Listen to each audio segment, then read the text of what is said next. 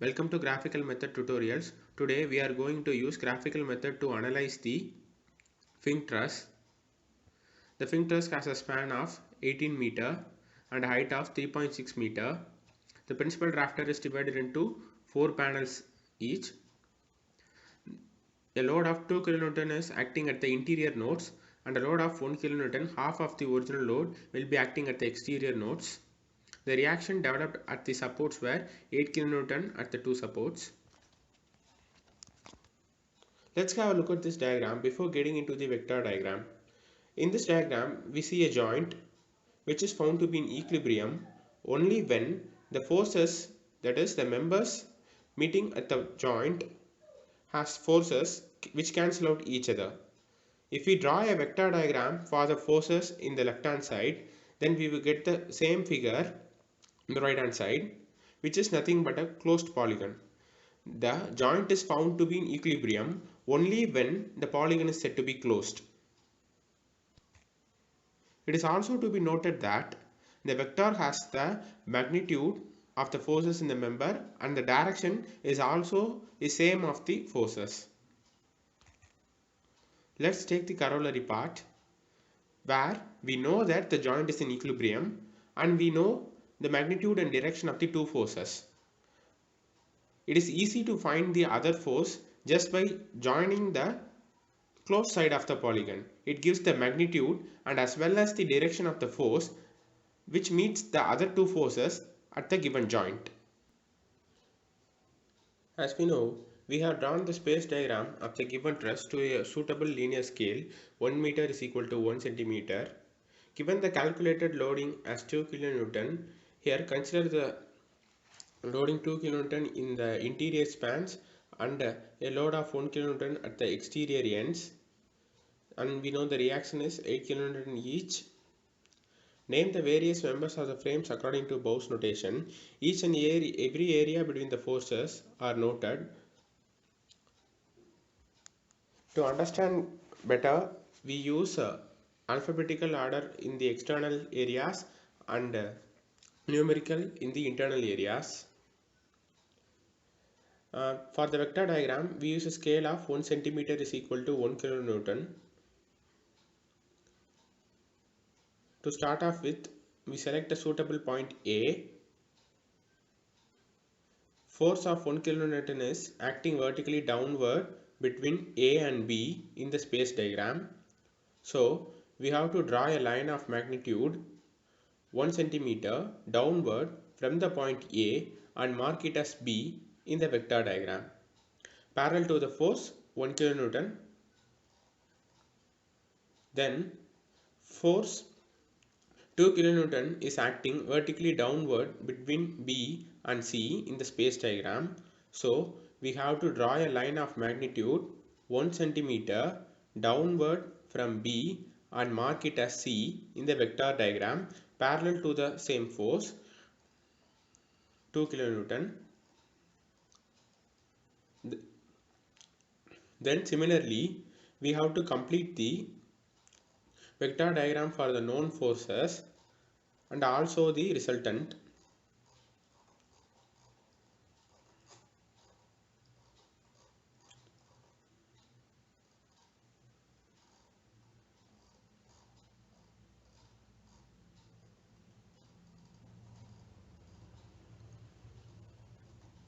The reaction 8 kN acts vertically upward between J and K in the space diagram. So we draw a line of magnitude 8 cm upward from J and mark it as K in the vector diagram parallel to the reaction 8 kN. And the other 8 kN reaction vertically upwards from K and A in the space diagram. So we draw a line of magnitude 8 cm upward from K and mark it as A in the vector diagram parallel to the reaction.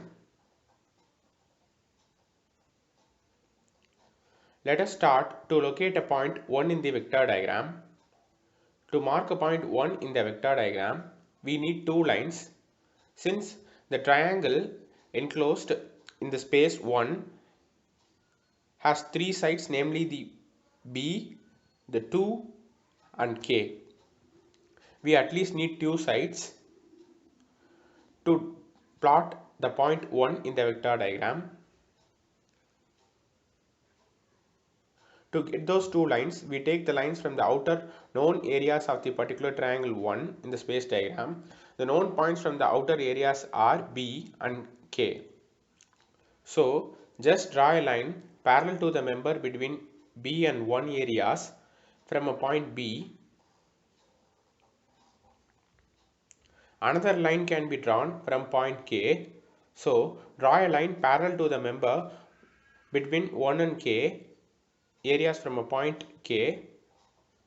The intersection of the two drawn lines can be marked as point 1. Next, point 2 can be marked using lines taken from the outer areas of the triangle 2. The known points from the outer areas are C and 1. So just draw a parallel line to a member between 1 and 2 areas from the point 1. Another line can be drawn from point C. So draw a line parallel to the members between C and 2 areas from the point C. The intersection of the two drawn lines can be marked as point 2. Next, point 3 can be marked using the lines taken from the outer areas of the triangle 3. The known points from the outer area of the triangle are 2 and K. Just draw a line parallel to the member 2 and 3 areas from the point 2. Another line can be drawn from a point K. So draw a line parallel to the member between K and 3 areas from a point K. The intersection of the two drawn lines can be marked as point 3. Next, point 4 can only be marked using the lines taken from the outer areas of the triangle 4. The known point from the outer area or outer space of the triangle 4 is only 3 and not K and not also 5. So we have to draw a temporary member to locate the point 7 directly without getting the points 4, 5, 6. Hence, draw a member connecting the joints and mention those areas as X and Y. Now, point X can be marked using the lines from the outer areas of the triangle X. The known areas are 3 and D. So just draw a line parallel to a member 3 and X from the point 3. Draw another line from the point D. So draw a line parallel to the member D and X areas from the point D. The intersection of the two drawn lines can be marked as point X. The next point Y can be marked using the lines taken from the outer areas of the triangle Y. The known points from the outer area of the triangle Y are E and X. So just draw a line parallel to the member between X and Y from a point X as shown. Another line can be drawn from a point E. Draw a line parallel to the member between E and Y areas from the point E. The intersection of the two drawn lines can be marked as point Y. Now, we know the point Y and K. Using this, we can find the point 7 in the vector diagram. So, draw a line parallel to a member between Y and 7 areas from a point. Another line can be drawn from a point K. Draw it parallel to a member between K and 7 areas from a point K. The intersection of the two lines can be marked as point 7. As we have located point 7, we can easily find out the points 4, 5 and 6. The next point we will be locating is 6, since we know the two sides E and 7. Draw a line parallel to the member between 6 and 7 areas from a point 7. Another line can be drawn from the point E parallel to the member between E and 6 areas. The intersection of the two drawn lines can be marked as point 6. Next, point 5 can be marked using lines taken from the outer areas of the triangle 5. The unknown points from the outer area are D and 6. So, just draw a line parallel to the member between 5 and 6 from a point 6. And draw another line parallel to the member between D and 5 areas from the point D. The point at which they meet is said to be 5. The next point 4 can be marked using the lines taken from the outer areas of the triangle 4. The known points from the outer area of the triangle are 5, 7 and 3. We know all the three sides of the triangle. So just draw a line parallel to the members between 4 and 5 areas from the point 5. Another line can be drawn from parallel to the member between 4 and 7 from the point 7. The intersection of the true lines can be marked as point 4.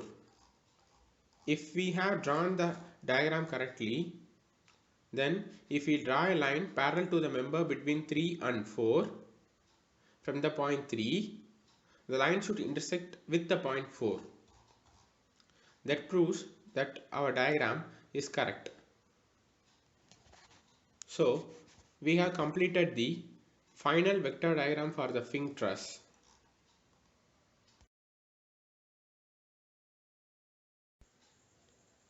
We can also notice in some cases that two points coincide. Under such circumstance, we can assume that the force on the member joining the 2 points is 0.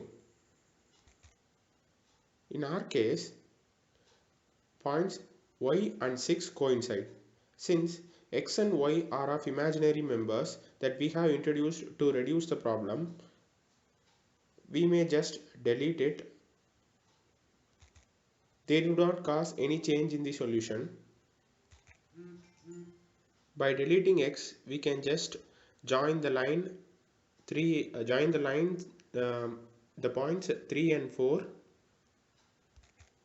Now we get a continuous flow of lines from 1 to 2.7.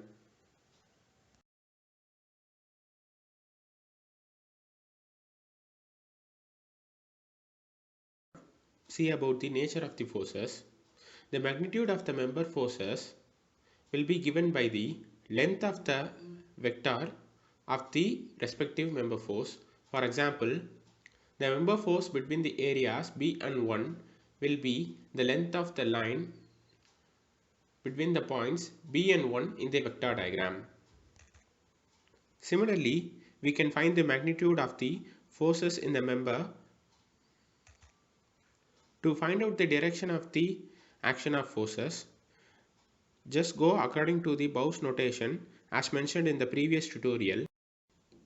For example, let's take the member at the joint acted upon by a load W are C2, 2, 1 and 1B named in the clockwise direction according to Bow's notation. So, arrows should be marked in the vector diagram as the diagram.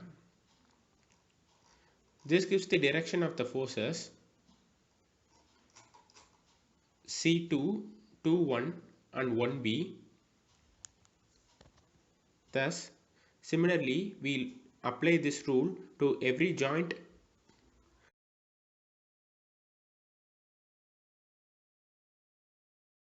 we can figure out the nature, either it is compression or tension. Since the truss is found to be symmetrical, the member forces in the trusses are also symmetrical. Hence, it is enough to find the member forces at the one side of the truss. Thank you for watching the tutorial. We'll meet you soon at the tutorial for analyzing the Fink fan truss using graphical method.